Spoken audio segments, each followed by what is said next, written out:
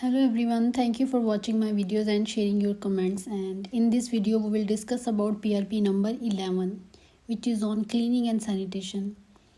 I will explain how to implement on-site and on document. There are multiple templates in this video that you can copy as it is and can use in your company. In the start I added some basic slides just to make a rhythm of our session, and we are discussing in this series about PRP that is part of FSSC 22000.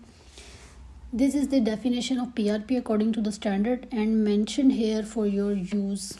Let's do not spend more time on other things and jump to the main topic, that is PRP number 11, cleaning and sanitation. PRP 11 consists of 4 subclauses and we will discuss them one by one. Clause 11.1 is general requirement. In all PRP, the first subclause is always general requirement, which is summary of the following subclauses. I highlighted here two words specifically.